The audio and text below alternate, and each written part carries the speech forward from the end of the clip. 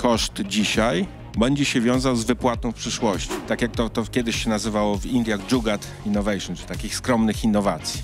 Pogoda jest właśnie znacznie trudniejsza do przewidywania niż długotrwały trend zmian klimatycznych. Inną nazwą dla innowacji jest dewiacja. W polskim języku ma konotację, że to jest odchylenie od normy, a nie norma. Maszyny traktowano jako ucieleśnienie intelektu ludzkiego. Alexa Stage. Dzień dobry, ja nazywam się Maciek Tęgi. Jesteśmy w Amazon Development Center Poland w biurze w Gdańsku i zapraszam Państwa na kolejny odcinek Alexa Stage. Alexa Stage to seria rozmów z myślicielami i myślicielkami, ekspertkami i ekspertami, których łączy pasja i zainteresowanie sztuczną inteligencją. Wspólnie odkrywamy, jak może wyglądać przyszłość z sztuczną inteligencją obecną w naszych domach i miejscach pracy. Dzisiaj mam ogromny zaszczyt powitać Edwina Bendyka, dziennikarza i publicystę, który od lat analizuje wpływ technologii na społeczeństwo. Jego blog Antymatrix jest źródłem cennych przemyśleń na temat przyszłości, polityki i technologii. Edwin jest też autorem wielu książek, w tym ostatniej pod tytułem W Polsce, czyli nigdzie. Rzecz o upadku przyszłości i świata. Witam serdecznie. Dzień dobry. Bardzo dziękuję za przyjęcie naszego zaproszenia. Dziękuję za zaproszenie. Publiczność proszę o powitanie naszego gościa jeszcze raz. Dziękuję bardzo. Edwinie, mamy taką tradycję, że na początek pytamy naszego gościa, każdego z naszych gości o to, co jada na śniadanie. Zazwyczaj zawsze to samo. Płatki owsiane, do tego masełko orzechowe z samodzielnie zmielonych orzeszków, do tego jeszcze trochę przypraw typu kurkuma, cynamon, imbir, a na to później jeszcze owoce. Super, bardzo masz taki już specyficzny przepis swój, tak? To jest przepis, który był testowany przez dłuższy czas i sprawdza się z żoną. Zazwyczaj to właśnie jemy na początek dnia. Team owsianka, super. Ja też jestem team owsianka. Kolejnym stałym punktem naszego programu i naszych rozmów jest pytanie o pojęcie inteligencji.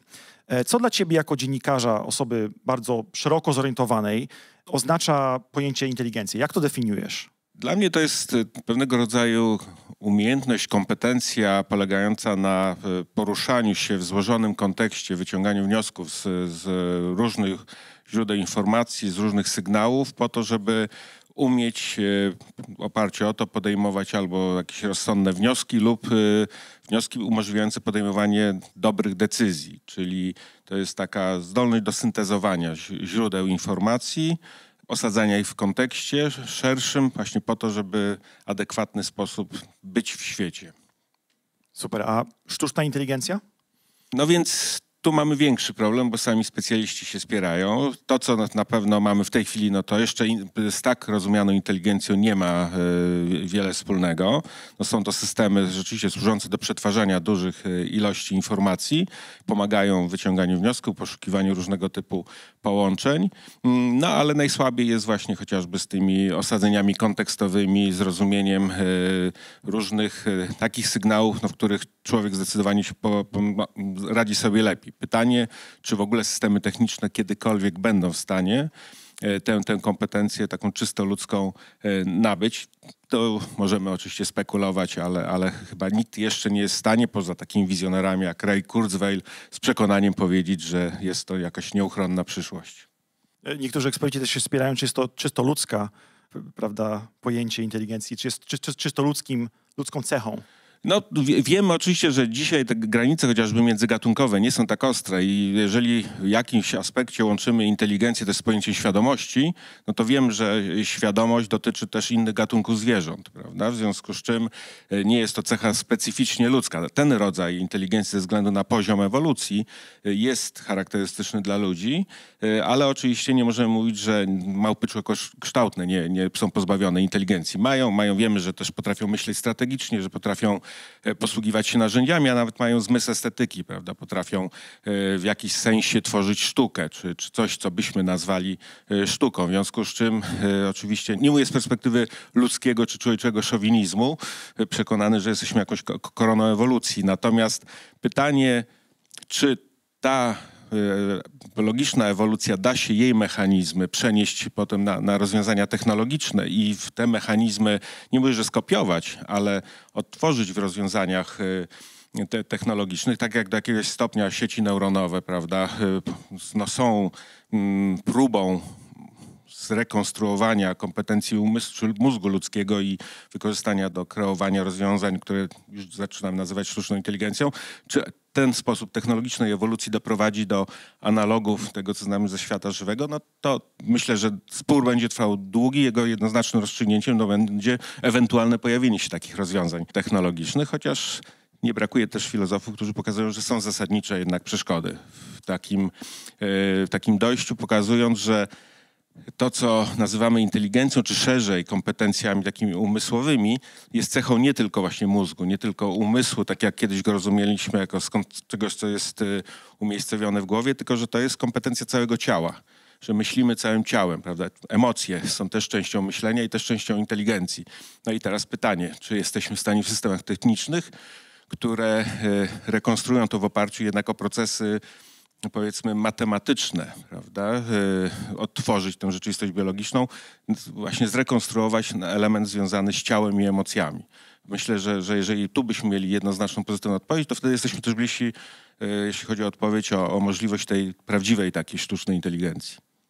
To jest w ogóle temat, który też poruszyliśmy w jednym z poprzednich naszych odcinków z Tomkiem Owczarkiem na temat właśnie inteligencji ciała i właśnie jak to ucieleśnienie, można powiedzieć, naszego mózgu wpływa na nasze postrzeganie. To jest faktycznie bardzo ciekawy temat. Mamy pytanie od publiczności, więc proszę bardzo. Mówił pan o aspektach emocjonalnych ludzkiej inteligencji, ale no nie jestem taki w sumie pewien, czy one rzeczywiście są tej naszej sztucznej inteligencji takie bardzo potrzebne do odtworzenia. Oczywiście, no jeśli mówimy o takiej generalnej sztucznej inteligencji, no to takie zastosowania jak sztuka, jak kontakt z człowiekiem były potrzebne, ale no to, co pan opisał, wydaje mi się, no nie angażować emocji. Czy ja się tutaj mylę? Nie, pełna zgoda. Jeżeli właśnie ograniczymy nasze poszukiwanie do pewnych praktycznych, bardzo konkretnych aplikacji, to tak, tam właśnie, gdzie jest potrzebny ten komponent czysto racjonalny, przetwarzania informacji, wnioskowania, prawda, łączenia faktów i wyprowadzania logicznych wniosków, to jak najbardziej. Ja raczej tu miałem na myśli takie pragnienie skonstruować, właśnie dlatego przywoływałem Raya Kurzweila chociażby, który, prawda, jest wizjonerem tego, że ta ogólna sztuczna inteligencja to jest kwestia stosunkowo nieodległej przyszłości, że to właśnie będzie jednak coś, co będzie porównywalne, a nawet lepsze od tego, czym dysponuje człowiek. I w tym momencie tu musimy zdefiniować, o czym mówimy, znaczy też jak będziemy to porównywać. Jeżeli chcemy porównywać z człowiekiem w pełni, no to musimy uwzględnić, że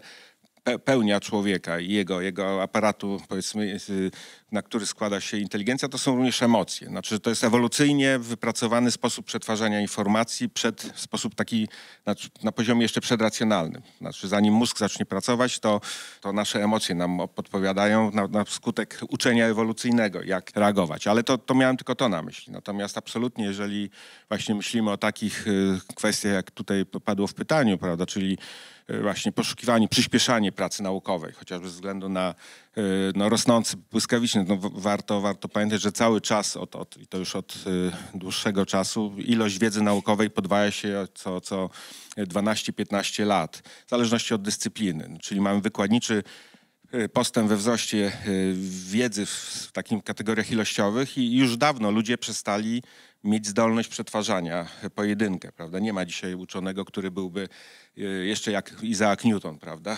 Czy Leibniz, być jakby kimś, kto zna cały stan wiedzy w czasie, jakim żyje. Dzisiaj jest to niemożliwe. Wymyślamy na to różnego typu rozwiązania instytucjonalne, które jakby syntezują wiedzę, ale też już one nie wystarczają. Już dzisiaj nawet ten model Big Science wymyślony w czasie II wojny światowej na rzecz projektu Apollo, a potem Manhattan, czyli tworzenia bomby atomowej, a później odzorowany chociażby przez korporacje duże, Bell Labs na przykład, to były czyli duże zespoły, które w przyspieszony sposób wprowadzały nowe, innowacje technologiczne. On dzisiaj też już nie jakby wyczerpał się, tak? No, szukamy nowych sposobów i wydaje się, że właśnie taką szansą mogą być rozwiązania, czy już są, bo już widzimy.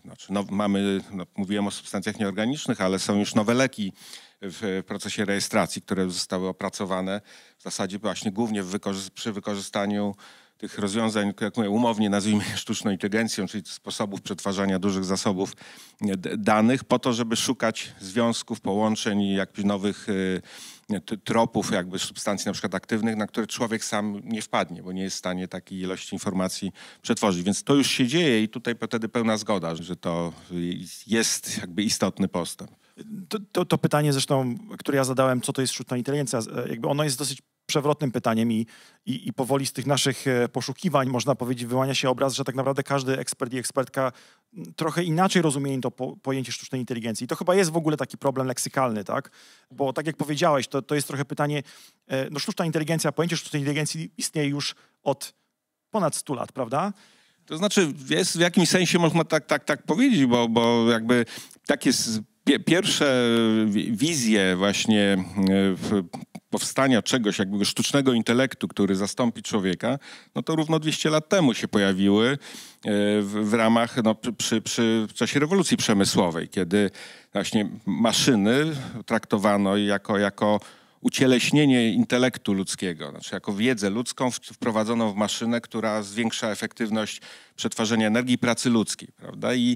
I ta kategoria intelektu zewnętrznego, ona miała wyraz i w opracowaniach naukowych sprzed 200 lat i też w takiej publicystyce. No, warto popatrzeć na karykatury brytyjskie właśnie z początku XIX wieku pod hasłem March of Intellect, prawda? I to byśmy zobaczyli, że bano się tego samego, co dziś się boją przeciwnicy sztucznej inteligencji. Na przykład jest taka jedna z rycin pokazująca robota zasilanego parą oczywiście, no bo wtedy jeszcze prądu nie było, prawda, ale który już idzie i jest symbolem całej wiedzy, jaką ludzkość wypracowała i wymiata tam różnych zbędnych urzędników i nawet nie robotników, co ważne, tylko już urzędników, czyli tym, co dzisiaj straszymy, prawda, bo wcześniej myślano, że to jest kwestia tylko pracy manualnej.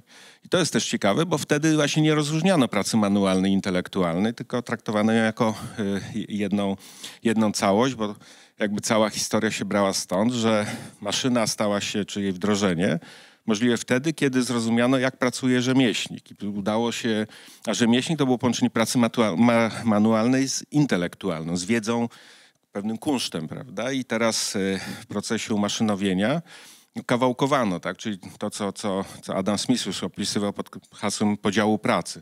Jak podzielić pracę właśnie rzemieślnika na kawałki, żeby można było ją rozdzielić między niewykwalifikowanych pracowników, którzy są tańsi po prostu, mogą pracować w sposób powtarzalny, a na końcu jeszcze można połączyć ich, czy włączyć do tej produkcji maszynę, która da się po prostu, po dzisiejszemu mówiąc, zaprogramować, która będzie powtarzać tę robotę. I zresztą jak popatrzymy na to, co się stało wtedy na początku XIX wieku, to w zasadzie całe podwaliny informatyki współczesnej się dzieją, bo mamy w 1805 roku bodajże maszynę Jacquarda, czyli pierwszą maszynę rzeczywiście programowalną i to kartami perforowanymi, takimi samymi jak jeszcze 150 lat, no pamiętam w 80 latach używałem do programowania z zewnątrz metodą wsadową komputerów, prawda? Więc to było wynalezione w 1805 roku.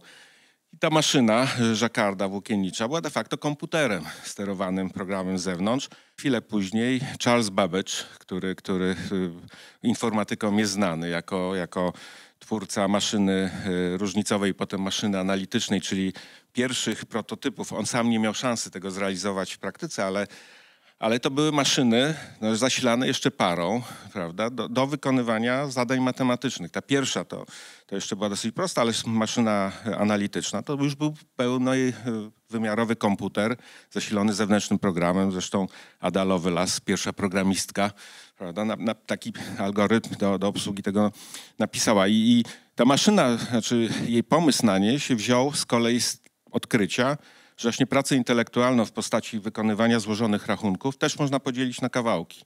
Prawda, że można ją podzielić i to, co kiedyś musiał robić wykwalifikowany matematyk, można uprościć, dzieląc na segmenty, które mogą wykonywać tańsi rachmistrze czy rachmistrzynie, a na końcu w ogóle część tej pracy można zastąpić przez maszynę. To wszystko jest 200 lat temu, prawda? Częściowo opisane teoretycznie, częściowo wdrażane w postaci tych prototypów, no a w pełni dopiero teraz przez już komputery cyfrowe. Ale cała teoria tak naprawdę i koncepcja intelektualna powstała wtedy, 200-250 lat temu, bo Adam Smith to jest 1776, prawda? Tak naprawdę one pokazują, że to, co dzisiaj się dzieje, to jest ciągłe uczestniczenie w tym procesie jakby podziału pracy, kawałkowania zadań, które są właściwe dla człowieka, i po to, żeby można było je jakby coraz lepiej parametryzować, opisywać w sposób matematyczny i albo dzielić tę pracę ludzką na mniejsze fragmenty, albo właśnie przekazywać rozwiązaniom technicznym, algorytmom. Prawda? Zresztą samo pojęcie algorytmu powstało na długo przed komputerami. Właśnie oznaczało taką jakby proceduralizację zadań i to było znane no właśnie już dosyć dawno temu. Także w tym sensie można powiedzieć, że to, co dzisiaj, o czym mówimy w przypadku sztucznej inteligencji, no to jest proces, dalsza część tego samego procesu, który zaczął się na początku epoki uprzemysłowienia i wprowadzania maszyn rozumianych jako coś innego niż narzędzie, czyli maszyn jako złożonych takich kompleksów, które łączyły z jednej strony wiedzę ludzką i z drugiej strony oczywiście fizyczny kapitał, który był potrzebny, żeby tę maszynę wytworzyć. To jest właśnie też chyba to pytanie, od którego momentu mówimy o automatyzacji, a od którego momentu mówimy tak naprawdę o właśnie jakiejś sztucznej inteligencji, tak? O jakimś twórczym syntezowaniu dostępnych danych, prawda? No tak, to jest oczywiście później dochodzi ten etap, kiedy, bo tu na razie mówimy o prostu jakby o wprowadzaniu w rozwiązania techniczne zakumulowanej wiedzy, która istniała, prawda? Ale to oczywiście te rozwiązania nie mają charakteru generatywnego. One wspomagają, powiedzmy, człowieka, czy nawet na początku, powiedzmy, epoki już komputerów cyfrowych Douglas Engelbart, który w 1961 napisał taki esej Augmenting Human Intellect, prawda? I to było wtedy jeszcze myślenie o komputerze właśnie nie w kategorii maszyny zastępującej człowieka, prawda? Tylko raczej jako takiej maszyny, która jest między człowiekiem a światem i wspomaga jego, no właśnie, jako klasycznej maszyny, takiej jeszcze z epoki przemysłowej, która z kolei pomaga jego kompetencje takie przetwarzania symboli. Prawda? I w efekcie tego myślenia z 1961 roku Engelbart sam wymyślił wszystkie elementy interfejsu współczesnego, od myszki komputerowej po graficzny interfejs. To wszystko później już widzieliśmy w komputerach osobistych, ale to ciągle tak, to jeszcze nie ma charakteru generatywnego, to jest jakby maszyny wspomagające, a równolegle oczywiście trwała praca w ośrodkach informatycznych nad właśnie sztuczną inteligencją i koncepcjami, tak? Jaki model sztucznej inteligencji, czy właśnie ten przetwarzania symbolicznego, czy konektywistyczny, prawda? I dopiero dzisiaj się rozstrzyga, kto był bliżej tego i ten model chyba konektywistyczny jest tutaj bardziej obiecujący. Na twoim blogu dość aktywnie opowiadasz o zmianach klimatycznych. Ten rok jest, zdaje się, ma szansę znowu okazać się rekordowym rokiem pomiarów temperatur w historii całego naszego pomiaru. W Grecji, zdaje się, mamy już ponad 70 pożarów od początku roku. Rząd Grecji stara się walczyć z tymi pożarami. Czy ty widzisz rolę sztucznej inteligencji w tym kontekście szeroko rozumianej ochrony przyrody i być może też starania się odwracania tych zmian klimatycznych, które jednak postępują? To znaczy niewątpliwie może bardzo się przysłużyć, znaczy chociażby jej wykorzystania w takich, bym powiedział, specjalistycznych dziedzinach, poszukiwanie nowych materiałów chociażby, prawda? Czyli zastosowanie tych rozwiązań, które właśnie umownie nazywam sztuczną inteligencją do, nie wiem, poszukiwania nowych substancji nieorganicznych, które mogą się zmienić czy przyspieszyć proces wytwarzania nowych technologii, wytwarzania energii, prawda? Tu się dużo dzieje. Właśnie Ray Kurzweil wspomniany niedawno w The Economist opisywał o tym, jaki postęp, gdzieś o rzędy wielkości przyspieszenie wytwarzania właśnie nowych substancji, że mamy już kilkaset nowych kryształów nieorganicznych, rokujących nadzieję wykorzystania. Wcześniejszy katalog wytworzony przez dotychczasowym jakby historii chemii to było zaledwie kilkadziesiąt tysięcy takich substancji, więc widać, że ta potencjał łączenia faktów wydobytych jakby przez naukę chemiczną do dzisiaj, prawda, i szukanie nowych tropów, no to jest właśnie coś, gdzie te rozwiązania sprawdzają się doskonale i one potem mogą mieć przełożenie na odkrycia, czy innowacje technologiczne, które będą bardzo potrzebne. Problem jest inny, to wiemy, na razie przynajmniej, i że szybki rozwój tych popytu na te rozwiązania, zwłaszcza z tej ogólnej sztucznej inteligencji, czy ze sztucznej inteligencji ogólnego zastosowania, może tak, powoduje gwałtowny wzrost popytu na energię elektryczną. No, w Stanach Zjednoczonych szacuje się tak, że dzisiaj serwerownie służące do obsługi tego typu rozwiązań to jest 2% elektryczności zużywanych w Stanach. W 2030 roku to już będzie 6%. Czy mógłbyś nam, bo ja wiem, że ty masz zaplecze chemiczne, że tak powiem, czy mógłbyś nam troszeczkę bardziej opowiedzieć o tym, w jaki sposób to może się przysłużyć właśnie jakby w radzeniu sobie z tymi zmianami klimatycznymi? Znaczy na kilka poziomów. No, po pierwsze potrzebujemy główny problem, najważniejsza część odpowiedzi dotycząca zmian, no to jest oczywiście transformacja systemu energetycznego. No, musimy zdekarbonizować system energetyczny, no i to jest olbrzymia operacja. Po pierwsze na poziomie wynajdywania nowych, lepszych, efektywniejszych źródeł czystej energii. No i chociażby tutaj sama fotowoltaika, tak? To jest proces nieustannego jakby postępu, bo od klasycznych źródeł przechodzimy teraz do perowskitów, nowych substancji. Zresztą w Polsce też bardzo ciekawe prace Olga Malinkiewicz w tym zakresie prowadzi. No i tu właśnie istotnym elementem jest zdolność do testowania i wprowadzania do fazy laboratoryjnej, a potem prototypów nowych substancji, które właśnie efektywniej i taniej, prawda, przetwarzają energię słońca na użyteczny prąd elektryczny. No i takich obszarów jest jakby więcej. No, prace nad chociażby fuzją jądrową, która jest też elementem, czy prace nad rozwiązaniami, nie wiem, nowych reaktorów jądrowych. To wszystko wymaga jakby przetwarzania dotychczasowej wiedzy i jeżeli będziemy to robić efektywniej, biorąc pod uwagę właśnie ten przyrost, to właśnie mamy szansę jakby dojść szybciej do rozwiązań technologicznych, które potem będzie można wdrażać. Tu się pojawia oczywiście wąskie gardło, bo zapominamy często, zachwyceni tempem zmiany w świecie informatyki, prawda? Tym, jak szybko właśnie chociażby te rozwiązania sztucznej inteligencji weszły i jak szybko się upowszechniają, prawda? Po ogłoszeniu ChatGPT, prawda?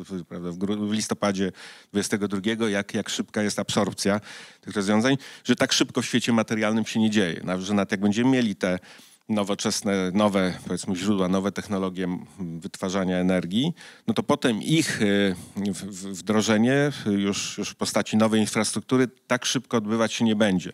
Pytanie, na ile tu możemy wykorzystać w jakiś sposób te jakby rozwiązania. Na pewno na poziomie budowy nowego typu sieci energetycznych. Tak? Znaczy, głównym problemem w tej chwili całej tej transformacji, jak wiedzą wszyscy, którzy się zajmują energetyką, no jest to, że te źródła jakkolwiek obiecujące, no to, że wprowadziliśmy w Polsce, nie wiem, 1,5 miliona paneli znaczy nawet nie paneli, tylko instalacji fotowoltaicznych w prywatnych domach, no to jest źródło bólu głowy wszystkich zarządzających siecią, prawda, ze względu na nieprzewidywalność podaży prądu, konieczność równoważenia sieci i tak dalej. No i do tego potrzebne są bardzo zaawansowane systemy informatyczne, prawda, i znowu, no to jest pole, w którym te rozwiązania już są stosowane, także właśnie po to, żeby optymalizować te sieci. Także tu można... Czy jeden element to jest tworzenie technologii, która pozwoli nam bardziej wydajnie jakby tworzyć energię de facto, tak? Pozyskiwać energię albo ze słońca, albo... To już lub tak? inne jeszcze lub rzeczy. Inne. No, te są najbardziej obiecujące, ale oczywiście no, to jest poszukiwanie nowych materiałów również do turbin wiatrowych chociażby. Dokładnie. Po to, żeby zwiększyć ich efektywność. Drugi element to jest de facto zrównoważenie sieci energetycznej. Zarządzanie tego balansowania siecią energetyczną i to jest właśnie to, co ty wspominasz i pamiętam, że ty pisałeś o tym na blogu. To jest to, co Wacław Smil wspomina, tak? O adopcji generalnie tych technologii. I to jest ciekawe, tak? Bo jeżeli chodzi o nawet tą adopcję w przypadku materiałów, które są bardziej wydajne, to mogę sobie wyobrazić, że to innowacyjne firmy, które produkują te materiały, de facto tym zarządzają, tak? Bo jakby są zainteresowane, żeby wprowadzić na rynek produkt, który jest wydajniejszy, lepszy, tak? Tańszy, być może łatwiej odzyskiwalny, tak? Później jakby te materiały są łatwiejsze do odzyskania. Natomiast jeżeli chodzi o sieci przesyłowe, to jak rozumiem, ten problem motywacji jakby jest dużo bardziej skomplikowany w tych sieciach przesyłowych, prawda? Znaczy on jest z kolei wymuszany koniecznością, tak? Znaczy, żeby te sieci mogły... No dobra, ale kto tą konieczność ma?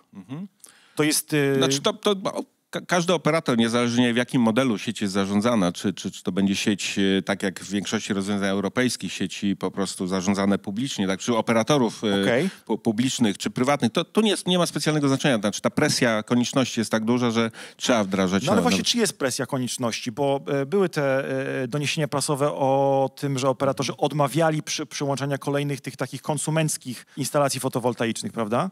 No tak, tylko to nie zależy od formy własności, tylko od regulacji rynku. I teraz niezależnie od tego, kto będzie właścicielem, jeżeli regulacja na to pozwoli, na przykład zapewniając pozycję monopolistyczną czy oligopolistyczną, to właściciel prywatny, tak samo jak publiczny, będzie wykorzystywał tę pozycję do tego, żeby nie utrudniać sobie życia, prawda? W związku z czym potrzebujemy regulacji, które będą zachęcać do włączania nowych, czystych mocy, prawda, elektrycznych.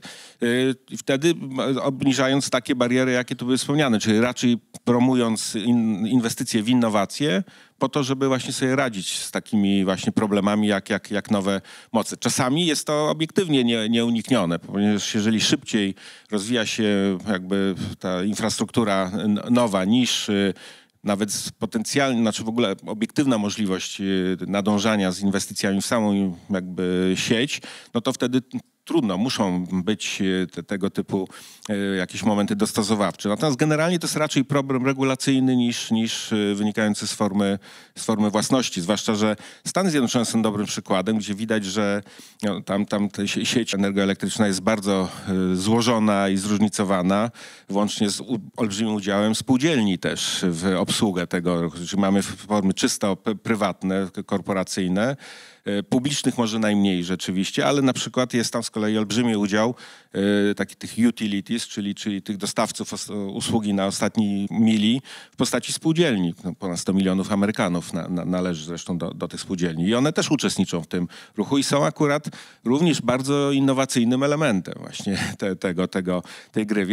Więc tu raczej trzeba patrzeć, znaczy nie stosować klisz takich, bym powiedział, często narzucanych przez pewne ideologie dotyczące rynku, wolnego rynku i tak dalej, tylko uznając, że wolny rynek jest dobrą płaszczyzną mediacyjną do gry interesów, ale ta gra interesów jest prowadzona w jakimś kontekście regulacyjnym, prawda? I raczej jest ważne to, jak regulacje zachęcają właśnie do zmiany po to, żeby dojść do celu, jakim jest transformacja tego systemu. A czy ty masz przeświadczenie, że jakby te regulacje, które obecnie są wprowadzane w Polsce właśnie, jeżeli chodzi dotyczące rynku elektroenergetycznego, czy one jakby podążają za tym Nie, za wolno. Oczywiście, że za wolno, dlatego że to wiemy z kolei, ponieważ regulacje są wdrażane przez poziom polityczny, tak, i zależą od woli politycznej, a ta jest kształtowana nie tylko przez konieczność właśnie technologiczną, czy powiedzmy klimatyczną, ale gra interesów interesariuszy, na przykład związki zawodowe organizujące pracowników sektora energetycznego, które potrafią skutecznie na przykład bronić swojego status quo, prawda, i nie dopuszczać do zmiany. To wiemy, tak? I to też jest znana sytuacja, no właśnie nie tylko z Polski. Raczej jest wtedy pytanie o zdolność strategiczną państwa. To znaczy, na ile ta naturalna gra interesów i to, że można zawsze się spodziewać, że ci, którzy dobrze relatywnie żyją, mają miejsca pracy dobrze płatne, prawda, z pewnego sposobu wytwarzania wartości, będą tego bronić, na ile państwo jest w stanie być silnym aktorem w imię jakiejś perspektywy strategicznej, która mówi, że musimy dokonać zmiany nie tylko dlatego, że klimat się zmienia, tylko dlatego, że ten model energetyczny w Polsce, który w tej chwili w prawie 70 ciągle procentach jest uzależniony od spalania węgla brunatnego i kamiennego, po prostu się nie opłaca. Już teraz się nie opłaca. Powoduje, że mamy tak wysokie ceny energii. Gdyby one były normalnie na rynku uwolnione, no to byśmy mieli najdroższe w Europie. I to jest po prostu konieczność. Więc teraz pytanie jest, jak wprowadzić do systemu politycznego tę świadomość, a nie przerzucać oskarżeń na związkowców na przykład i pracowników, którzy chronią po prostu swoich miejsc pracy. Oni mają do tego prawo, natomiast od tego jest państwo, które powinno mieć zdolność do zbudowania strategii i w ramach tej strategii również zdolność do negocjowania z samymi właśnie pracownikami, związkami zawodowymi. Tak jak było w 1997 roku, jak wtedy rząd Jerzego Buzka dochodził do władzy, to jeszcze zanim przejął władzę, w toku jeszcze kampanii wyborczej trwały negocjacje ze związkami górniczymi. na temat przyszłej reformy sektora górniczego i koniecznych zwolnień. I udało się to zrobić wtedy olbrzymią przecież transformację sektora praktycznie bez żadnego albo przy minimalnych protestach pracowniczych, ponieważ było to wynegocjowane, zrobione w sposób maksymalnie sprawiedliwy, tak bym to powiedział, w związku z czym nie wywołało napięć, a umożliwiło zrealizowanie celu właśnie strategicznego, jakim była redukcja uzależnienia od gospodarki od węgla. I dlaczego wtedy się udało, a teraz się nie udaje? To jest dobre pytanie. Co się stało w ciągu ilu? 25 lat, tak? Że tak się zmienił świat polityki, że wtedy jeszcze kategoria strategii, negocjacji i tak dalej jakoś miała sens. No właśnie, to jest... No my musimy sobie nie mam dobrej odpowiedzi, po prostu pogorszyła się polityka, tak? Znaczy stała się ona znacznie bardziej reaktywna i polega na właśnie obsłudze i arbitrażu gry interesu dla efektu politycznego, czyli utrzymania się przy władzy, a nie na rozwiązywaniu właśnie strategicznych problemów. Przypomnij, w 1997 roku rząd, koalicja, która wygrała, bardzo egzotyczna, bo to było przecież 30 partii tworzących AWS, miała program 4 wielkich reform. Kto dzisiaj by się odważył chociaż jedną z nich zaproponować, prawda? To był system edukacyjny, reforma zdrowotny, emerytury, prawda? I terytorialna jeszcze reforma. Także to dzisiaj połowa jednej z tych reform wystarczyłaby, żeby wysadzić z siodła każdy rząd. Wtedy miano odwagę jeszcze, żeby z 4. Czy one były dobrze zrealizowane, czy nie, to ja już nie mówię, ale część, jak chociażby reforma systemu górniczego, no była właśnie od samego początku dobrze myślana, tak? Jako technologia też właśnie uzyskiwania akceptacji społecznej. No dzisiaj się nie da inaczej. Znaczy tak, tracimy tę zdolność, jednocześnie wiedząc, że właśnie nie zrobimy zielonej transformacji, nie rozmawiając ze społeczeństwem, nie kupując negocjując akceptacji dla zmiany, która może po prostu kosztować, prawda? I teraz chodzi o to, żeby przekonać, że koszt dzisiaj będzie się wiązał z wypłatą w przyszłości. Tylko trzeba być w tym wiarygodnym. Pokazać, że tak, no może dzisiaj trzeba zainwestować, trochę wyłożyć na zasadzie, tak, państwo dołoży coś, ale wy dołożycie coś, żeby na przykład zainstalować panel, dokonać termomodernizacji i tak dalej, ale policzmy, jak szybko to przyniesie efekty, prawda? No nikt tego nie proponuje w tej chwili. Czy upatrujesz jakąś szansę, że Unia Europejska zapełni tą lukę braku strategii? Bo jeżeli chodzi o przynajmniej Zielony Ład, to ja tutaj upatruję też trochę braku takiej komunikacji, opowieści o tym, w jaki sposób ten program miałby de facto jakby z jednej strony dotknąć, dotyczyć i pomóc generalnie społeczeństwom, tak? No ale i był to program w jakimś sensie reformatorski, proponujący jakąś strategię, tak? Na przyszłość. On obowiązuje, czy warto pamiętać. Znaczy program strategiczny przyjęty przez Radę Europejską, czyli nie tak zwaną Brukselę, tylko przez przedstawicieli wszystkich państw, prawda, przez liderów państw piątek na zakończenie Rady Europejskiej, no zakłada, znaczy nie używa się tam pojęcia Zielonego Ładu, zresztą akurat bo Zielony Ład to była strategia Komisji Europejskiej. Natomiast Rada Europejska nie używała tego pojęcia, tylko mówi o zielonej transformacji. I ta zielona transformacja, której celem ma być osiągnięcie neutralności klimatycznej, co pierwszy raz się pojawiło na szczycie Rady Europejskiej w 2019 roku. Wtedy Mateusz Morawiecki wprowadził do zapisu, że Polska była wyłączona z tego celu. Tam było to ładnie napisane, że jeden z państw, znaczy nie była po imieniu Polska nazwana, ale była wtedy jeszcze wyłączona. I wtedy właśnie określono po raz pierwszy cel transformacji do neutralności klimatycznej w 2050. I ten cel w połączeniu właśnie ze strategią Zielonego Ładu ogłoszoną przez Komisję Europejską znalazł wyraz w konkretnych aktach normatywnych Unii, jak nie wiem, Climate Law, prawda, czy rozporządzenie o przywracaniu natury niedawno przyjęte i to Fit for 55, no ileś cały taki, bo po kolei kolejne akty prawne, które obowiązują. One zostały przyjęte i nie zostały narzucone, trzeba pamiętać, przez Brukselę, bo nawet nasi politycy, którzy uczestniczyli w negocjowaniu, zapominają, że oni to akceptowali i byli twórcami tego. Czyli strategicznie zostały zaplanowane przez wszystkich członków? Przez wszystkich, tak, no bo proces stanowienia prawa w Unii Europejskiej polega na tym, że głównym rozgrywającym jest Rada Europejska tak naprawdę. Parlament ma swoje znaczenie, Komisja swoje, ale bez woli przedstawicieli państw nic się nie wydarzy. Oczywiście tam jest mechanizm podwójnej większości. Można obejść jedno czy dwa państwa, które są niezadowolone, ale generalnie no, trzeba wynegocjować to porozumienie. W związku z czym te wszystkie akty normatywne, o których mówiłem, dotyczące wchodzące w skład tego, co nazywamy Zielonym Ładem, powstały przy pełnej akceptacji państw uczestniczących, czyli również Polski. Więc potem odkrywanie przez polskich polityków, że Zielony Ład idzie za daleko, jest co najmniej nieporozumieniem. No oczywiście jakimś rodzajem gry politycznej na wewnętrzny rynek, no bo po prostu oni w tym uczestniczyli i teraz idąc dalej, ta najnowsza strategia Rady Europejskiej no, zakłada, że będziemy kontynuować tę ścieżkę. I nieważne, czy będziemy mówić, że to jest Zielony Ład, czy nie, na pewno będzie to transformacja do neutralności klimatycznej. Co więcej, ona nie jest motywowana, znaczy oczywiście jest motywowana kryzysem klimatycznym i koniecznością odpowiedzi na ten kryzys, ale w tej chwili znacznie mocniej niż 5 lat temu podkreśla się modernizacyjny charakter tej transformacji, czyli jako jednego z motorów obok drugiego, czyli transformacji cyfrowej, takiego wehikułu reindustrializacji i jakby wzmacniania siły gospodarczej państw Unii Europejskiej. Więc to jest też bardzo istotne, że tu jest przekonanie, podobne zresztą jak w Chinach czy w Stanach Zjednoczonych, że to jest przyszłość, od której nie ma odwrotu i kto szybciej zainwestuje w rozwój właśnie nowych technologii opartych na tym przemysłów, no ten wygra, bo będzie po prostu kontrolował łańcuchy wartości. Więc to wyraźnie można wyczytać. Czy to się uda zrealizować, to jest jakby inna sprawa, ale według mnie kierunek na poziomie takiego myślenia strategicznego w Unii jest jednoznaczny i oczywiście on będzie do nas spływał.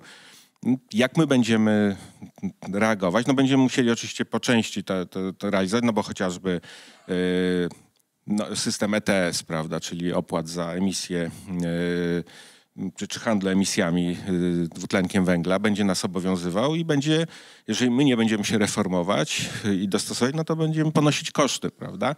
Ale są też inne efekty, już takie nie bezpośrednio finansowe, tylko związane, o tym się mówi w środowiskach przecież inwestorów zagranicznych, no, którzy, no, tak jak sam wspomniałeś, no, dzisiaj normą jest szukanie miejsc czy inwestowanie w nowe moce potrzebne do funkcjonowania biznesu w oparciu o czyste źródła energii. No tak samo myślą inwestorzy samochodowi, nie wiem, firmy, które akumulatory produkują. Polska jest wielkim producentem, no ale coraz częściej, a praktycznie już chyba za każdym razem kryterium jest dostęp do czystej energii, prawda? No i jak nie będzie tego dostępu, to nie będziemy mieli inwestycji. No, a z tym nie jest tak dobrze, bo ten przyrost tych mocy jednak nie jest tak szybki, jak mogłyby być inwestycje właśnie w te najnowsze technologie. Ja tutaj z pana ust usłyszałem tak w sumie tak trochę dosyć mocną krytykę tego naszego obecnego ustroju demokratycznego. Tak, jeśli chodzi o jakąś decyzję podjętą w Polsce, no to ostatnią datę, którą wyłapałem, którą pan pochwalił, no to było zachowanie w 97, no, czyli minęło prawie 20 lat, więc wydaje mi się, że sytuacja jest w pana oczach dosyć ciężka. Chciałbym spytać, czy tutaj, oczywiście zdaję sobie sprawę, że to byłaby obecnie czysta fantastyka, ale czy rozwiązałoby to wprowadzenie jakiejś sztucznej inteligencji, generalnej sztucznej inteligencji w zarządzanie państwem? Oczywiście obecnie jesteśmy w sytuacji, w której nie jesteśmy już nawet w stanie zdefiniować, czym jest taka generalna sztuczna inteligencja. Opinie ekspertów są podzielone. Natomiast być może tutaj byłoby rozwiązanie na takie, jak pan opisał, problemy dotyczące takich długotrwałej strategii państwa lub też podejmowania niepopularnych decyzji. Są takie decyzje, które będą najprawdopodobniej obiektywnie niepopularne, a które po prostu trzeba podjąć. Chociażby w Polsce o lokalizacji elektrowni atomowej. Bo każdy chciałby mieć tani prąd, ale nikt nie chce jakby mieszkać w pobliżu elektrowni atomowej. Z bardziej lub mniej sensownych przyczyn, ale jednak tak po prostu jest. Więc to będzie decyzja, która nigdy nie będzie popularna pośród mieszkańców. Czy widzi tutaj pan sztuczną inteligencję, która mogłaby nam jakoś pomóc? Znaczy tak, zacznę może od początku, dając ten przykład z 97, mówię o pewnym takim jeszcze wtedy, bo wiele decyzji później podejmowano i tylko, że właśnie przez to, że one były źle przeprowadzone, znaczy były wyrazem pewnej odpowiedzi na pewną konieczność, która już zapukała do drzwi, nie wiem, reforma emerytalna, prawda? Przez złą komunikację, bo ekonomiści byli zgodni, musimy podnieść wiek emerytalny ze względu na sytuację demograficzną i tak dalej, bo system po prostu emerytalny się załamie.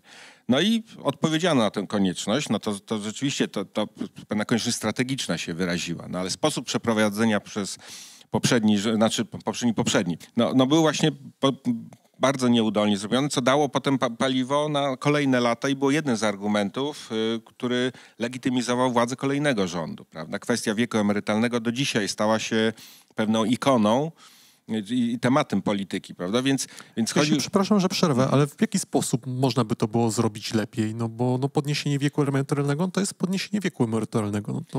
No tak, ale można oczywiście to powiedzieć, że tak trzeba zrobić w ogóle nie podejmując negocjacji ze środowiskami pracowniczymi, robiąc według jednej matrycy. Można przeprowadzić chociażby, tak jak się robi w niektórych z państw, robiąc trudne reformy, dotyczące najbardziej takich newralgicznych potencjalnie tematów, na przykład panel obywatelski, który angażuje wszystkich to i wypracowuje rozwiązanie, pokazuje, a że może trzeba na przykład pewne grupy zawodowe potraktować inaczej, prawda? Albo tak dalej. No, zwiększyć paletę po prostu możliwości i negocjacji z aktorami społecznymi, a nie zrobienie tego według pewnego technokratycznej wizji, która odpowiada na cele zdefiniowane przez ekonomistów, ale nie uwzględnia rozkładu emocji społecznych i tak dalej, bo po prostu mamy obiektywnie słuszną reformę, której nie ma. Po prostu pozostała wycofana, dlatego że była jedną z przyczyn wprowadzenia do systemu politycznej siły, która to zmieniła. Podobnie było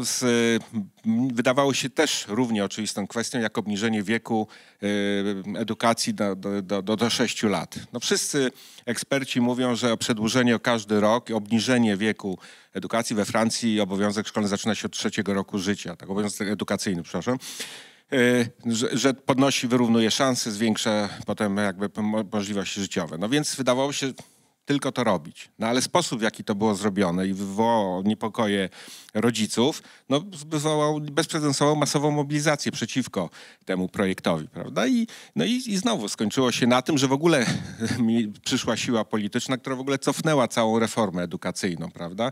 Wypracowaną właśnie w 1997 roku. No to jest troszeczkę też odpowiedź na to, że żadna sztuczna inteligencja nie pomoże w tym rozwiązaniu, bo ona nie ma kompetencji zarządzania konfliktem społecznym. Konflikt społeczny wymaga kompetencji społecznych, właśnie politycznych, czyli albo przekonania, że ma się tak duży mandat polityczny, prawda, do przeprowadzenia danej reformy, że po prostu nie zostanie ona zablokowana przez protesty i niepokoje społeczne, albo inny sposób. Części, nie wiem, państwa skandynawskie tak robią i tak dalej, dochodzi się do konsensusu społecznego wbrew czasami naturze. No jeżeli w Danii jeszcze w latach 80. zastanawiano się, co zrobić z problemem, no właśnie, który ujawnił kryzys energetyczny 73 roku, prawda? Jak odciąć wzrost gospodarczy od zużycia energii, czyli po prostu zwiększyć efektywność energetyczną gospodarki. Duńczycy, negocjując doszli do wniosku, że jedynym sposobem jest obciążyć zużycie energii wysokimi podatkami. No w Polsce każdy polityk, znaczy nie tylko w Polsce, w większości krajów, każdy polityk, który powiedział, że trzeba więcej płacić za energię, no by stracił władzę albo przynajmniej bał się, że straci władzę. Duńczycy negocjowali, bo się przekonali, że to będzie mechanizm, który popchnie do przodu rozwój między innymi też nowych technologii. No oni nie wiedzieli oczywiście, czy to się na 100% zakończy sukcesem, ale dzisiaj mają Vestas, mają Danfoss, mają budownictwo pasywne, mają jeszcze wiele innych rzeczy i ciągle płacą, znaczy mają nominalnie najwyższą cenę, czy jedną z najwyższych cen za jednostkę energii, ale płacą najniższe rachunki. Po prostu prawie nie zużywają tej energii w pasywnych domach, wytwarzanej jeszcze tam w ponad 50% przez odnawialne źródła energii. Po 20 latach przyszła ta wypłata właśnie z przyszłości, prawda? I ja myślę o tym, tę kompetencję, znaczy nigdy jej nie mieliśmy specjalnie rozwiniętej. W tym 97 udało się na przykład z górnikami.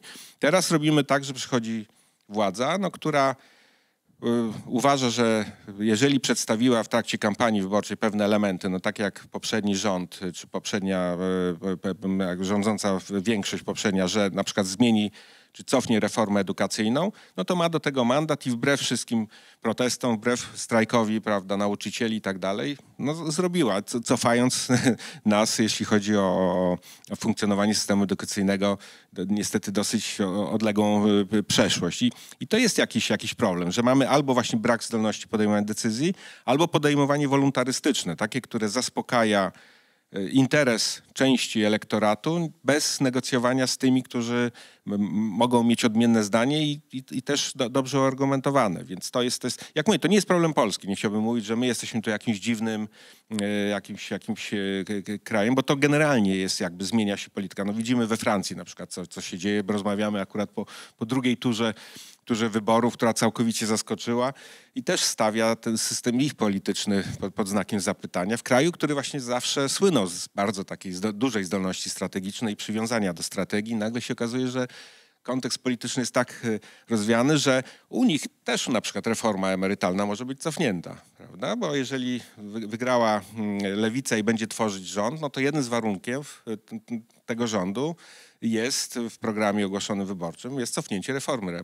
emerytalnej. Czyli mamy nagle jakby powtórzenie scenariusza z Polski. To jest chyba z jednej strony umiejętność komunikowania tych decyzji, tak, które się podejmuje, no bo możemy tu jakby dyskutować o tym, czy te decyzje były dobre lub złe, ale generalnie jakby ta porażka tych politycznych jakby struktur chyba polegała na tym, że nie zakomunikowano tej strategii dalekosiężnej. A druga myśl to jest taka, że z jednym z naszych gości, z doktorem Bartkowskim, rozmawialiśmy o tym, że sztuczna inteligencja może pomóc w odczytywaniu takich emocji społecznych, tak? I to jest program, który on prowadzi. Zastanawiam się, czy ty myślisz, że tu moglibyśmy tą adopcję sztucznej inteligencji jakby zastosować, aby de facto nie podejmować decyzji, ale jakby, żeby lepiej odczytywać te społeczne oczekiwania. Znaczy zdecydowanie tak, powinniśmy wykorzystywać możliwości, no zresztą to się w jakimś sensie pewno robi, no bo do tego współczesne badania społeczne w dużej mierze polegają nie tylko na sondażach, prawda, na kwestionariuszach, ale też analizowanie na przykład tego, co w sieci się dzieje, prawda, komunikacji, struktury tej komunikacji, emocji właśnie jakie i to również w Polsce przecież prowadzi się takie badania. Tu jest jedno niebezpieczeństwo, troszeczkę inne, bo właśnie wbrew dobrej wiedzy społecznej panuje dosyć duże przekonanie wśród kręgów doradzających politykom, że można nie tylko odczuć nastroje, ale można programować te nastroje. Że właśnie dzięki, nie wiem, odpowiednio sformatowanej kampanii na Facebooku czy w mediach społecznościowych można przekonać łatwo ludzi, zmanipulować ich, prawda, i tak dalej. Do pewnego stopnia tak. Wiemy, no to się wykorzystuje w marketingu, prawda, ale właśnie chociażby to, co się działo we Francji, w Polsce, wybory w ubiegłym roku i tak dalej, pokazują, że są takie momenty, są takie procesy, właśnie jak chociażby polityka, gdzie intensywność emocji, źródeł informacji, sposób podejmowania decyzji wykracza daleko poza możliwość takiego prostego jakby manipulowania, nazwijmy to. Entropia jest dużo większa po prostu. Po prostu jest tak i nie da się tym skontrolować. Można uruchomić procesy, które wymykają się też spod kontroli i są przeciwskuteczne.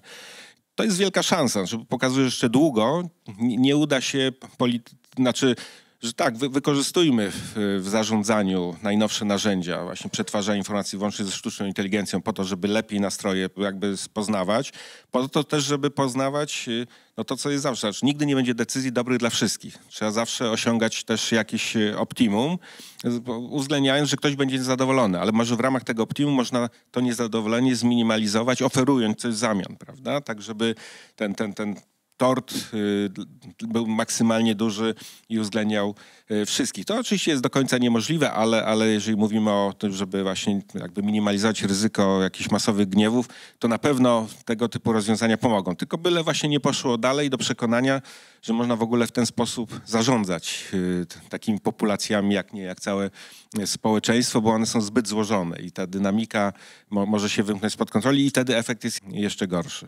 Tutaj nasuwa mi się też takie fajne porównanie. Ostatnio czytałem wywiad z badaczem z IMGW, w którym sztuczna inteligencja jest szeroko stosowana od wielu lat i to jest, zdaje się tak, że pogoda na jutrzejszy dzień jesteśmy w stanie lokalnie przewidzieć do 99% dokładności.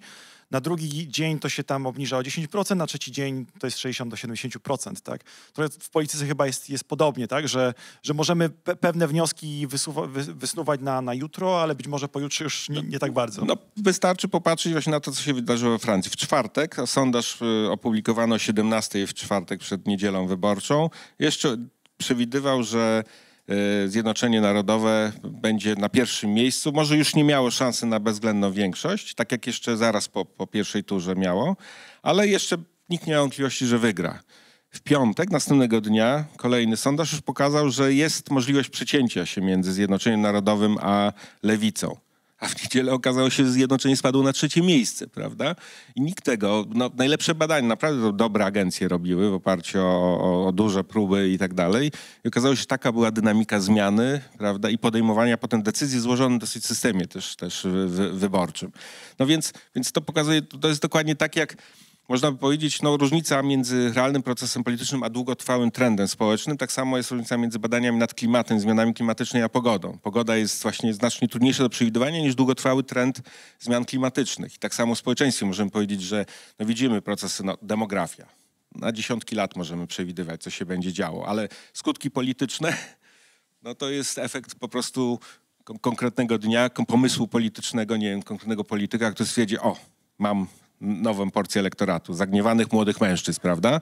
No i pojawia się partia typu Konfederacja, prawda? Która nagle szybuje, bo ma ofertę dla nich, której mainstreamowe partie nie mają, bo dla nich w ogóle ten sektor młodych mężczyzn nie jest po prostu przy puli, którą muszą obsłużyć, interesujący, nie? I nagle się okazuje, że wchodzi jakby ktoś, jakiś klin w dotychczasowy system i zmieniał ten układ polityczny. Wróćmy do adopcji tych algorytmów sztucznej inteligencji. Ty na swoim blogu powiedziałeś, bo bardzo mi się to łączy tutaj z tym, o czym rozmawiamy, o tym, że jednym z jakby takich przeciwności do adopcji różnego rodzaju technologii są potyczki z materialnością świata. Czy mógłbyś trochę rozwinąć tą myśl?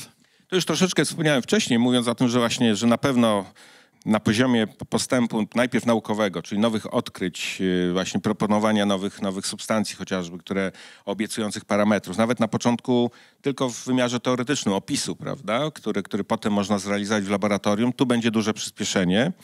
No potem pewno też, jeśli chodzi o różne rozwiązania, prawda, prototypowe i nawet jeżeli one okażą się dojrzałymi technologiami o obiecujących parametrach nie tylko technologicznych, ale ekonomicznych, no to później przebudowa właśnie całej infrastruktury, prawda, odejście, bo tu już nie tylko technologia, tu są oczywiście kwestie zastanych interesów, prawda, koniecznej amortyzacji kapitału zainwestowanego, prawda, i tu się okazuje wtedy, że tak, elektrownię węglową budujemy na 60 lat, atomową na 80 lat, prawda, mniej więcej, więc jeżeli coś, zdarzają się takie kraje jak Niemcy, prawda, które decydują się sprawne elektrownie zamykać, ale to jest raczej wyjątek niż reguła, raczej wszyscy robią to, żeby zmaksymalizować jednak zwrot kapitału, który został zainwestowany. I to jest bardzo istotny czynnik oporu przeciwko wdrażaniom przez Clayton Christensen, który najlepszy teoretyk innowacji, pokazał, dlaczego właśnie duże korporacje tak często przegrywają ze startupami, prawda? No bo bronią starych modeli, które zainwestowały. Startup nie ma tego legacy, które trzyma. I to jest właśnie ta sytuacja, bo tu wchodzi mnóstwo takich sytuacji quasi-startupowych. No już to trochę też mówiliśmy i opór grup interesu z pracownikami włącznie, którzy obawiają się, że będą musieli się przekwalifikowywać.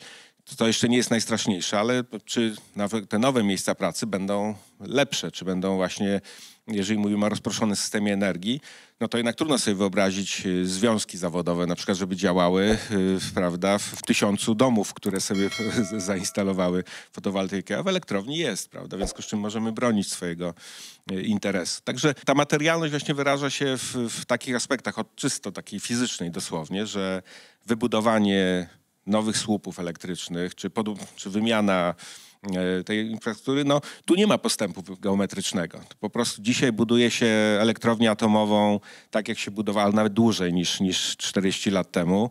Podobnie z innymi elementami, obiektami infrastruktury. Bo tu postęp największy osiągnięto, powiedzmy, jeśli chodzi na przykład o budowę autostrad w latach 60., prawda? I trochę maszyny się poprawiły, są lepsze, efektywniejsze ciężarówki, ale to są ciągle te same ciężarówki, które muszą dowieźć cement wyprodukowany w cementowni. Tu się też niewiele zmieniło. Może mniej ludzi jest potrzeba do produkcji, ale trzeba ciągle wypalić ten.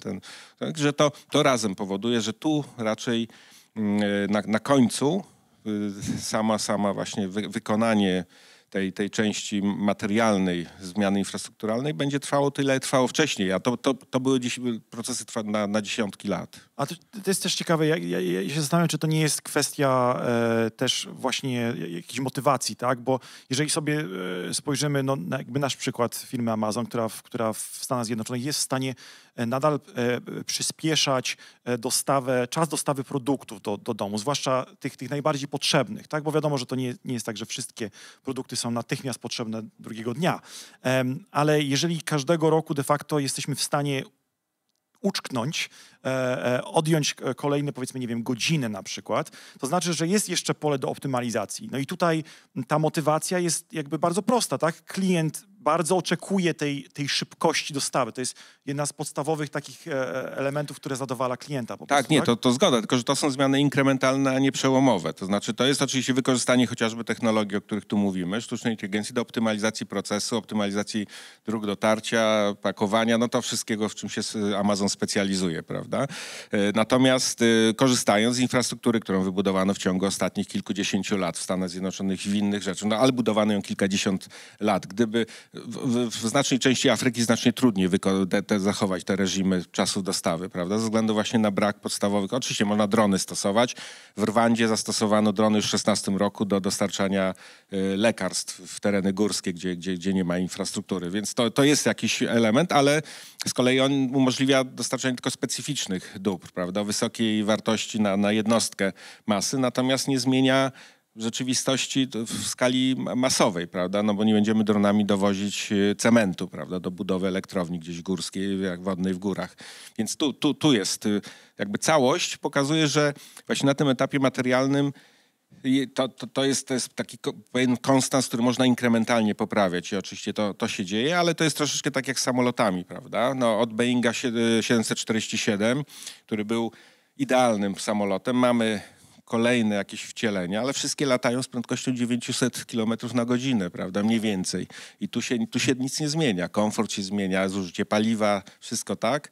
Natomiast sam fakt jednostkowego, że tak powiem, doświadczenia przewiezienia sztuki pasażera w określonym czasie tutaj się zasadniczo nie zmienił. I drugi jest aspekt, jeszcze też ciekawy. On, można powiedzieć, nie do końca dosłownie pasuje do tego aspektu materialności świata w sensie materialnym, ale powiedzmy do oporu materii, którą jest człowiek. To znaczy jego przyzwyczajenia i największa enigma polegająca na naszym sposobie absorpcji zmiany, nowych rzeczy. No, musimy pamiętać, że innowacja, inną nazwą dla innowacji jest dewiacja. A dewiacja w polskim języku ma konotację, że to jest odchylenie od normy, a nie norma. No generalnie jesteśmy konserwatywni, prawda? Przyjmowanie rzeczy nowych jest jednak nacechowane pewną podejrzliwością, prawda? Czy jednak mamy powiedzenie, że dobre wrogiem lepszego i tak dalej. I to jest, jak się popatrzy, ile na przykład w Stanach Zjednoczonych wdrażano traktory i mechanizowano rolnictwo, to jeszcze znano te traktory już pod koniec XIX wieku, a jeszcze do połowy XX wieku jeszcze konie były w amerykańskiej wsi, prawda? Czyli ponad 50 lat trwało wypieranie starego modelu przez nowy, ewidentnie lepszy, ale przekonanie użytkowników, że to jest lepsze, wymagało długiego procesu właśnie testowania, przekazywania też norm kulturowych z tym związanych, modeli pracy i tak dalej. I to też zajmuje czas. Także jak się popatrzy, ile właśnie poszczególne technologie wchodziły w życie, te, które dzisiaj traktujemy za oczywiste. No internet. 69 rok, pierwsze połączenie, prawda? Kiedy staje się internet? Amazon powstaje w 94 bodajże roku, prawda? No ale kiedy staje się firmą, prawda, korzystającą z tego, że z internetu korzysta już więcej niż 10% społeczeństwa? To jest dopiero 2000 rok. Czyli mamy znowu kilkadziesiąt lat na dyfuzję technologii, która dzisiaj dla nas jest tak oczywista jak woda w kraju. No to jak wytłumaczysz tą adopcję algorytmów sztucznej inteligencji w tak szybkim czasie? Ja myślę, że tu głównie aspekt jest to, że jednak jesteśmy wytrenowani do korzystania. Czy to jest jednak nakładka na coś, co nawet bym powiedział oczekiwaliśmy. No, ja jako użytkownik, nie wiem, na przykład wyszukiwarek, no czekałem na kolejny krok w technologii szukania, przetwarzania informacji. Właśnie takie, że będę mógł... O tym się mówiło już od dawna, prawda? Że będę mógł po ludzku zadać pytanie, prawda, wyszukiwarce i dostanę odpowiedź, która też spełnia kryteria ludzkiej odpowiedzi, prawda? Uporządkowane i jakiś ten... Po prostu, czy ja myślę, że to jest jak być może część, nie wiem, czy prawdziwa wyjaśnienia, ale na przykład dla mnie na pewno tak, że ja na to czekałem, tak bym powiedział, że dostanę narzędzie, które rzeczywiście zrobi więcej niż tylko podpowiada mi, gdzie szukać informacji, prawda? Tak jak nie wiem, engine Google'a tradycyjny, prawda? On bardzo to była też rewolucja, jak się pojawił Google, bo on uporządkował przynajmniej rzeczywistość, no ale dostarczał najprostszą wersję, prawda? Miejsce, gdzie znajdę informację. Teraz mogę pójść o krok dalej, po prostu dostać syntezę informacji uporządkowaną, to właśnie też z odnośnikami, w zależności od z którego serwisu skorzystam, ale to jest coś, na co absolutnie na przykład ja po prostu czekałem, że w końcu się stanie możliwe. Czyli sam rynek, można powiedzieć, był gotowy w pewnym sensie do tej adopcji, do tych nadchodzących rozwiązań. Myślę, że tak, że to jest tak, że teraz troszeczkę też ten hype spada, trzeba pamiętać. Pamiętajmy, że wprowadzenie czata GPT też było powiązane z załamaniem rynków, więc to było trochę też ratowanie branży, granie na inwestorów i odgrzanie emocji i wiary w przyszłość te technologii, więc to było troszeczkę też na pewno overselling, prawda? Te wszystkie prognozy i te przykłady, że jak te rozwiązania zdają egzaminy prawnicze albo tak dalej. Dzisiaj mamy już, trochę czasu płynęło, można było to lepiej skontrolować. Są prace naukowe pokazujące, że no może nie tak do końca. Nie tak szybko. Nie tak szybko, prawda, że to jeszcze chwila, ale jednocześnie z tego szumu też wyłoniły się już realne, prawda, rozwiązania. Już wiemy, które systemy bardziej halucynują i można je używać właśnie do pisania wierszy, a które bardziej do rzeczywiście pomocy w pracy naukowej chociażby, prawda. I to jest naturalny taki proces jakby krzepnięcia, ale niemniej jednak, no, to na pewno, ja myślę, że właśnie w tym świecie, w którym mówimy, że jest zalew informacji, że już nawet właśnie ten Google, który 20 lat temu, czy wtedy, kiedy startował, był przełomem, sam już też się gubi, prawda, no to, że potrzebujemy czegoś nowego, no i to nowe się pojawiło. Mam pytanie tutaj od publiczności naszej. Tak, może dwa takie krótkie pytania, wracając do tematu transformacji energetycznej. Pierwsze dotyczy tego, jak zrobić skutecznie tą transformację przy ograniczeniu ryzyka tak zwanego carbon leakage, czyli żeby przemysł z Europy nie wyemigrował. To jest pierwsza sprawa. I druga, o której troszeczkę Pan mówił, czyli jak zdobyć tą akceptację społeczną, też nie narażając Europy na to, że będziemy tak naprawdę tą transformację robili przy technologiach spoza Europy, bo to się dzisiaj dzieje. Trochę mówiliśmy o tym teraz Competitiveness Fund, jakieś pomysły na to, ale fotowoltaika no, nie jest technologią, którą dzisiaj produkujemy w Europie w przeważającej większości. Baterie też nie, więc jak to zrobić dalej, żeby tą technologię też tutaj można było produkować. I druga sprawa, ETS-2, czyli chodzi o handel emisjami, ale w takich obszarach, które naprawdę zaczynają dotyczyć nas wszystkich, czyli budownictwo, transport i za chwilę wchodzi ten system. I była mowa o akceptacji społecznej, która przekłada się na akceptację czy decyzje polityczne. Czy tutaj nie sądzi Pan, że ryzyko jest ogromne, że właśnie będzie jeszcze większy hamulec, ponieważ no, ta transformacja będzie dotyczyła nas wszystkich i wszystko na to wskazuje, koszty będą też duże. Zaczynając... To zrobić dobrze. To właśnie nie odpowiem, jak to zrobić dobrze, bo to są złożone procesy, ale rzeczywiście ma Pan rację. Znaczy problem jest taki, że no, dzisiaj próbujemy jakby zbierać rozlane mleko, to znaczy to niepodjęte wcześniej decyzje, zaniedbane po prostu, które było wiadomo, że niezależnie czy byłby ETS czy nie, kwestia efektywności energetycznej, prawda, no była po prostu zwykłą podstawową koniecznością, termomodernizacji i tak dalej. Zaniedbaliśmy te procesy, znaczy zbyt wolno to wszystko szło.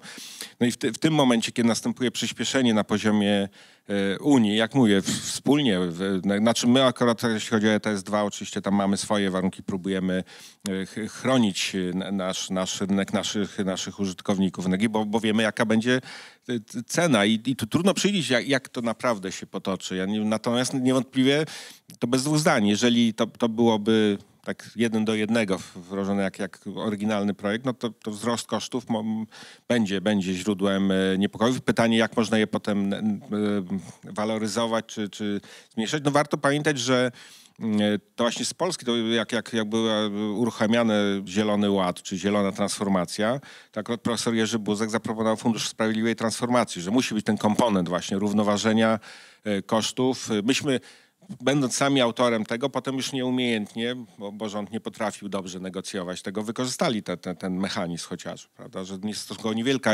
ilość środków z tej puli trafiła do Polski, chociaż mogło więcej. Ale to są jakieś takie procesy, no, gdzie właśnie to, co jest nieuchronne, bo musimy modernizować, no trzeba będzie pewno, pytanie jaka jest, tego nie wiem tutaj, potem przestrzeń do negocjowania różnej formy wsparcia dla tych najbardziej, prawda, narażonych na wzrost kosztów. Myślę, że to Unia po doświadczeniach też, znaczy Unia, środowiska podejmujące decyzje w Unii, w tym złożonym właśnie mechanizmie, no mając świadomość, jak wyglądała kampania chociaż do parlamentu, będą bardziej otwarte na proces negocjacji, uwzględniania przynajmniej interesów tych najbardziej narażonych. Natomiast bo tu trzeba by jakby dobrze i myślę, że ciągle nam brakuje takiego, na czym no mamy raport Letty, mamy tam Draghi też to jakoś obejrzeć, tylko my do końca nie rozumiemy, na czym polega jakby konkurencyjność, znaczy mówimy o konkurencyjności Unii Europejskiej, podczas gdy Unia nie istnieje jako państwo, w związku z czym porównywanie Unii do Stanów Zjednoczonych czy do Chin jako całości nie ma do końca sensu. To znaczy w jakimś sensie tak, bo jest to wspólny rynek, ale jeżeli byśmy popatrzyli na takie aspekty jak innowacyjność, no to na 10 czy powiedzmy 12 tak, najbardziej innowacyjnych państwach świata dominują państwa europejskie. Stany Zjednoczone wcale nie są na początku. Tak? Mamy Danię, Holandię, Szwecję, Finlandię, Niemcy. 12 miejsce Francja zajmuje, prawda? Czyli mamy punkty na tej europejskiej mapie ciągle generujące najważniejsze jakieś rozwiązania. Jak popatrzymy na produktywność pracy, czyli najlepszy miernik zdolności do wykorzystywania technologii, prawda? No bo po co się robi technologię? No żeby zwiększyć efektywność czy produktywność pracy. To w tej 10 chyba 7 państw to są państwa europejskie, prawda? Z Niemcami, nie mówię o Irlandii, bo to rzeczywiście outlier z różnych względów, prawda? Ale jak popatrzymy na gospodarki, które mają przemysł, no to Niemcy są na pierwszym miejscu, Austria. No więc, czyli wiemy, jak to się robi, prawda? Przynajmniej mamy miejsca w Europie, które wiedzą, jak to się robi, żeby rozwijać technologię po to, żeby generować wysokiej jakości dochód narodowy.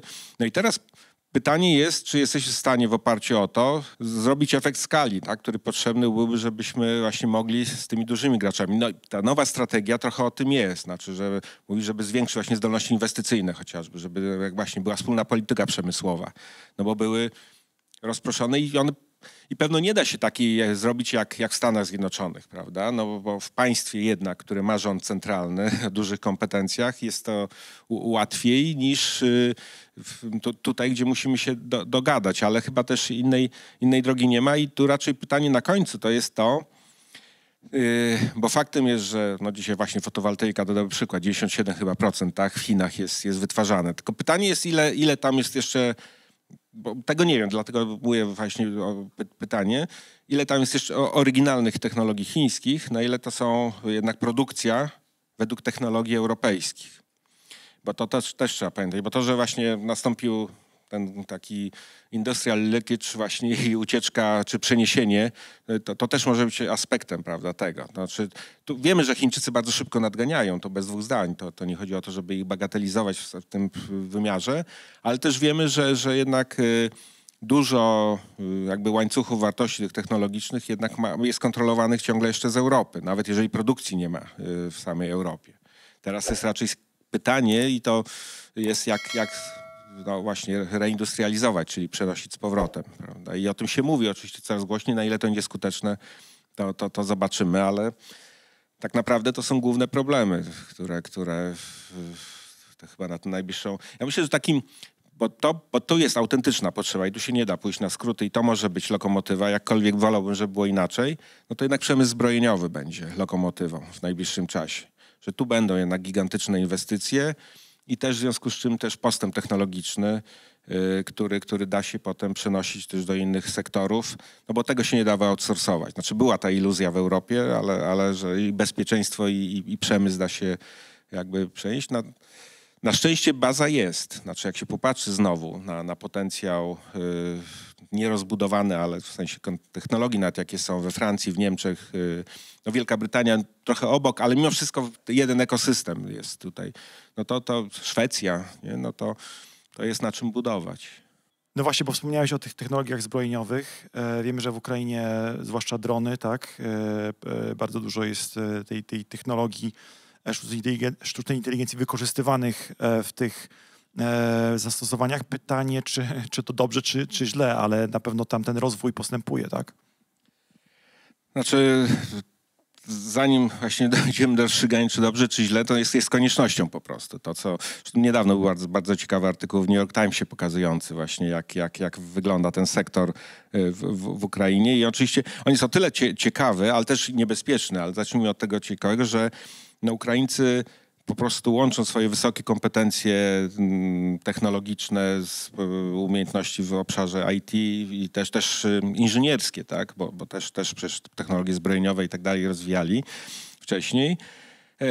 Z koniecznością polegając na tym na braku zasobów, tak? Od pieniędzy po ten, w związku z czym kreatywność, taką innowacyjność no, wykorzystują do tego, żeby tanio robić najlepsze możliwe rozwiązania. Prawda? Nie mają takiego luksusu jak, nie wiem, armia amerykańska, gdzie można za tytanową szczoteczkę do zębów $5000 zapłacić, prawda, jako wyraz. No, były takie przypadki kiedyś w czasie zamówień do armii. Prawda? No, Ukraińców na to nie stać, więc nagle się okazało, że potrafią robić, właśnie wykorzystując najnowsze technologie. Oczywiście najczęściej ich źródłowe elementy pochodzą powiedzmy ze Stanów Zjednoczonych czy od innych krajów, które są bardziej zaawansowane, czy dostęp do danych, nie? Udział Palantira, prawda, w analizie danych wywiadowczych no jest bardzo istotnym elementem zdolności Ukraińców do prowadzenia walki, ale na to nakładają własne rozwiązania, prawda?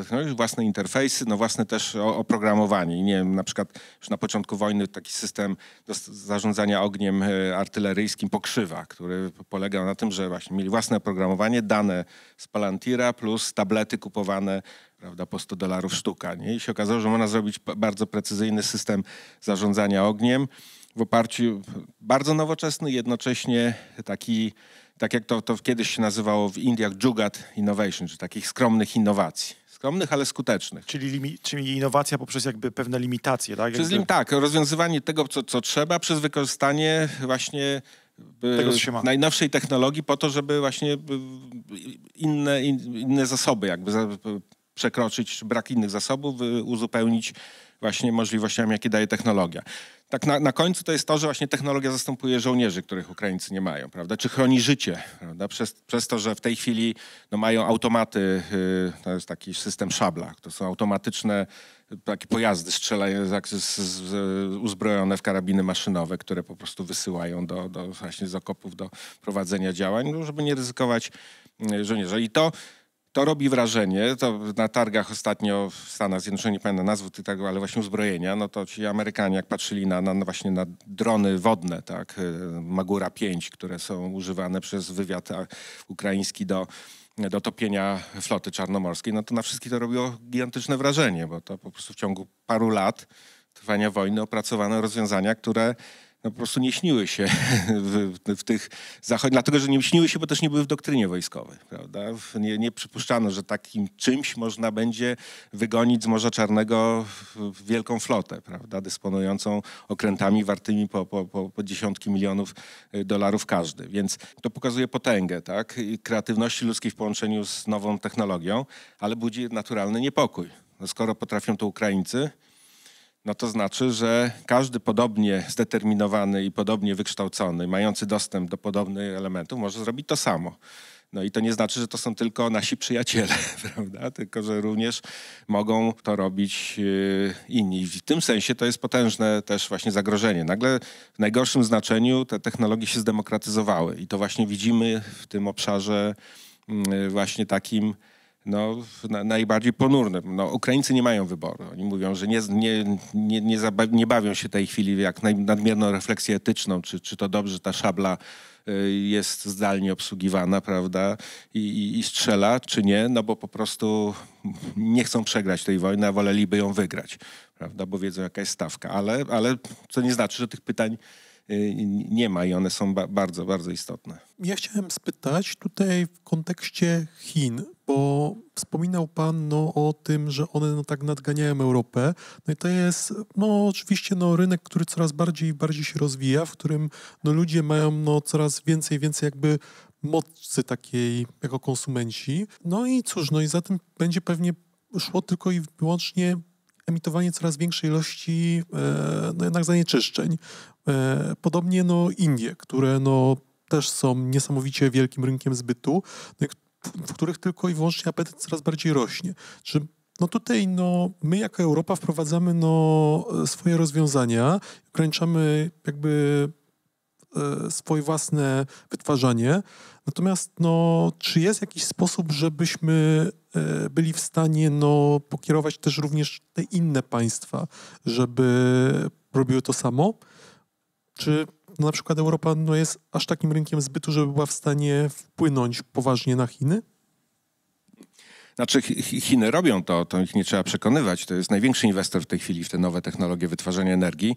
Tylko tyle, że to jest pewien paradoks, że żeby je odpowiednio szybko skalować, muszą mieć źródło energii. Najszybszym źródłem energii, który zaspokoi to są stare moce po prostu. Oni potrzebują paliw kopalnych do tego, żeby zbudować infrastrukturę przemysłową do produkcji, znaczy zbudować w ogóle infrastrukturę energii odnawialnej u siebie i to jest kraj, który najszybciej w tej chwili inwestuje i rozbudowuje tę infrastrukturę, ale jednocześnie moce też produkcyjne, prawda, które też, żeby to szybko zrobić, przydadzą się nam ta sztuczna inteligencja kiedyś, żeby rozwiązać problem z zmianą klimatu, ale teraz musimy dostarczyć prąd i najszybciej również w Stanach Zjednoczonych prąd dostarczyć można z elektrowni węglowych i gazowych, tak, które można w miarę najszybciej. I to samo jest z Chinami. Znaczy, musimy patrzeć na ten aspekt ukryty. To znaczy tak, że rzeczywiście oni ciągle budują elektrownie węglowe, a bardzo szybko budują elektrownie atomowe, to też jest. I jeszcze szybciej całą tą moc wiatrową i fotowoltaiczną. Jednocześnie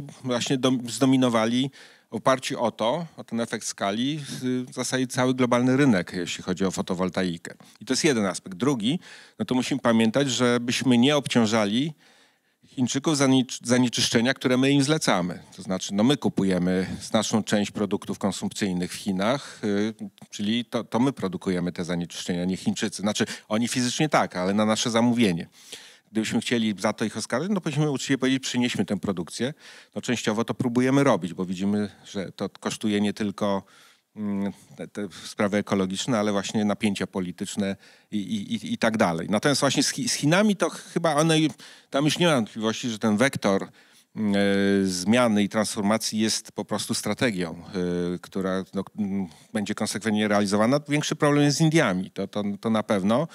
Chociaż tam ze względu z kolei na takie są nadzieje, podobnie jak zresztą z Afryką, że tam ze względu na brak infrastruktury sieciowej znacznie szybciej, łatwiej właśnie będzie rozwijać, i warunki naturalne, prawda, związane z podażą słońca, takiej energii słonecznej, łatwiej będzie jakby budować nową infrastrukturę i to też powinno dosyć szybko, ale jak będzie naprawdę, to tu nie wiem. W Chinach to już jest faktem. W Chinach to już nie możemy Chińczyków jakby oskarżać, że nie robią tego, bo robią po prostu i to w swoim interesie, a nawet nie dla klimatu najprawdopodobniej.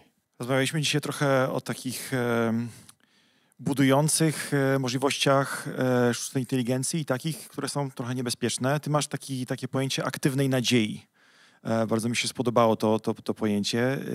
Jakie są możliwości nasze strategii takiej aktywnej nadziei dla nas w przyszłości?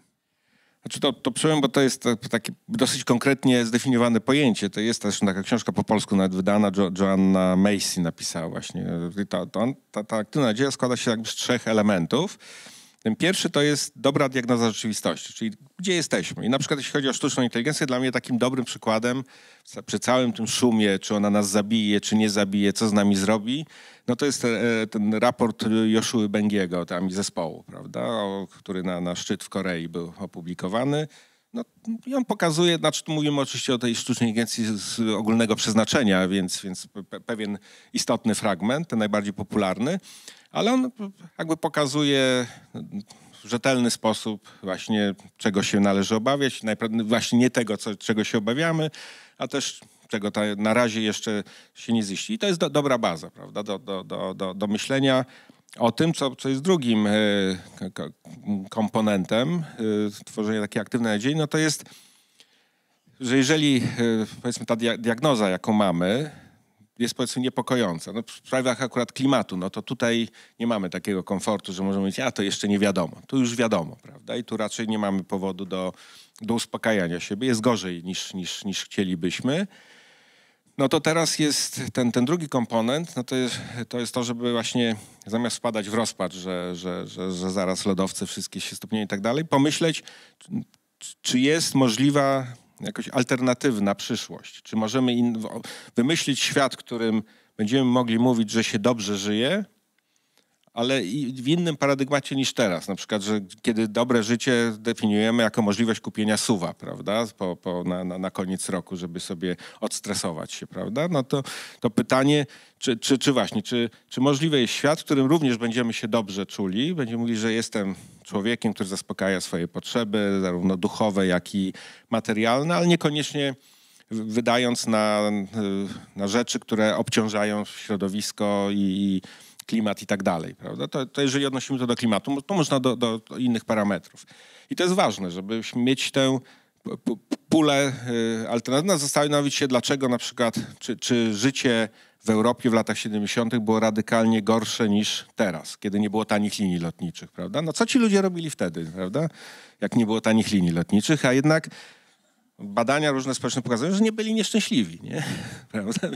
Więc no i się okazuje, że zużywali wtedy, znaczy moc zainstalowana na sztukę w Europie potrzebne były 2 kW, a nie 7 jak teraz, prawda? No więc taką zrobienie alternatywnej przestrzeni do wyobrażenia sobie dobrego życia, bo wtedy, jeżeli stwierdzimy, że że można sobie pomyśleć w ogóle alternatywę, no to wtedy możemy myśleć działania, które do tego mogą doprowadzić, prawda? Właśnie czy w wymiarze jednostkowym, ale też działań wspólnych. No trochę takim przykładem, no to tej aktywnej nadziei w działaniu, no to jest tak, że najpierw presja marginalnych organizacji, potem się potęgująca, nie wiem, ruch Grety Thunberg, prawda, w 18 roku się zainicjowany i tak dalej, no doprowadził właśnie do tego, że w Europie przyjęto, tak, no alternatywa jest możliwa i zrealizujemy metodami jakby planu politycznego, który właśnie nazwaliśmy Zielonym Ładem, prawda, i on jest realizowany, tak. Twierdzimy, że można jakby utrzymać europejski sposób życia, przebudowując całkowicie jakby infrastrukturę i tak dalej. No i to się dzieje. Znaczy mamy widać tu i pracę wyobraźni, i aktywność społeczną na rzecz zmiany, i potem wpływ tej aktywności na wolę polityczną i właśnie na jakąś strategię, która jest odpowiedzią. Prawda? I tak to sobie wyobrażam, nie? Że to jest oczywiście łatwiej opisać na przykładzie czegoś, co działa, niż na przykład teraz odnosić do jakichś nowych obszarów, ale to pokazuje, że nie jest to łatwe, ale możliwe, prawda? Znaczy wymyślenie i droga w kierunku świata, który właśnie nie musi być naznaczony tymi skrajnościami, jakąś wizją raju, w której, prawda, nie wiem, sztuczna inteligencja wszystkie problemy na wszędzie rozwiązywać, i wizją katastrofy, gdzie jak to już kiedyś zapomniałem, jak się nazywał ten szef Sun Microsystems, ale w 2004 roku napisał taki esej, dlaczego przyszłość nas nie potrzebuje, prawda? I to była taka pierwsza bardzo wyrafinowana wizja pokazująca, że ta sztuczna inteligencja przyjdzie i nas zje. No. Miejmy nadzieję, że tak się jednak nie stanie. Dziękuję bardzo. Moim Państwa gościem był Edwin Bendyk.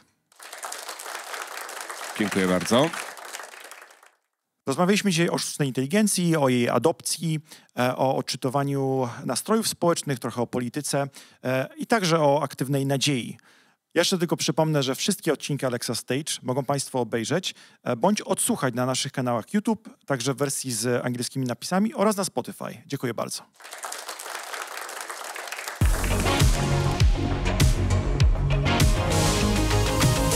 Alexa Stage.